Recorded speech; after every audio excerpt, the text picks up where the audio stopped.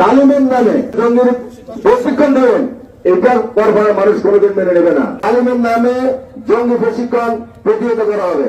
মসজিদে কোন তালিমের নামে, আলোচনার নামে এখানে রাজনীতি করা চলবে না।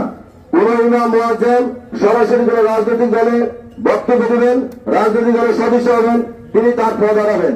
আজকে আমি মনে করি আজকে যারা এখানে উপস্থিত হয়েছে, নোংরা রাজনীতি, ধর্মকে বিকৃত করা, এই প্রতিবাদে তাকে এখানে উপস্থিত হয়েছে। সুতরাং এই বিকৃত রাজনীতি প্রতিহত করার জন্য আপনারা বিক্ষোভ সহ মিছিলে অংশগ্রহণ করবেন, এটা একটা ইমানি দায়িত্ব। এই জন্য আপনারা সকলে উপস্থিত থাকবেন। সংগ্রামে উপস্থিতি আমি ব্যক্তিহীন ভাষায় আপনাদের বলতে, আগামীতে এই করফাই নিয়ে খোঁচাখুচি কেউ করবেন না। করফারা মানুষ, সংগ্রামী মানুষ, ঐতিহ্যবাহী মানুষ, এদেরকে নিয়ে খোঁচাখুচি করার পরিণাম খুব ভালো হয় না।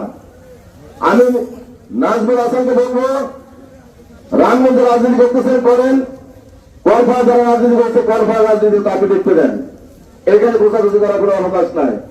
আর যদি খোঁচাখুচি করেন সেই দায়ভার আপনার উপরে বর্তে হবে। আমি আপনাদেরকে বলি, আরেকবার বলি, রাজনীতি করার উপর রাজনীতি করেন। রাজনীতি করবেন, মাঠে ঘাটে করবেন, রাজনীতি করবেন, অফিসে বসে করবেন, স্কুলের হলরুমে করবেন। আমরা করফা ইউনিয়ন বিএনপি পক্ষ থেকে আপনাদের সে সুব্যবস্থা করে দেব। কিন্তু এর বাইরে কোন বন্ধ করে, দরজা বন্ধ করে, কোন তালিমের নামে জঙ্গির এখানে কিভাবে এটাকে জঙ্গির প্রশিক্ষণ দেবেন, এটা করফার মানুষ কোনোদিন মেনে নেবে না।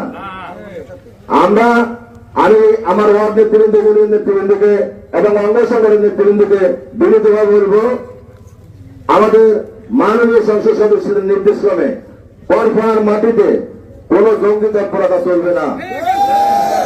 যে কোন ধরনের তালিমের নামে জঙ্গি প্রশিক্ষণ প্রতিহত করা হবে।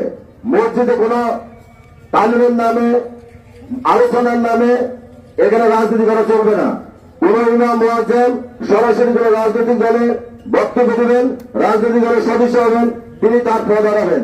এই জন্য আপনি সর্বজন শ্রদ্ধা, আপনি সামাজিক ভাবে, আপনি ব্যক্তিগতভাবে সবার কাছে গ্রহণযোগ্য। আপনার কোন সংকীর্ণতা আমরা মেনে নেব না।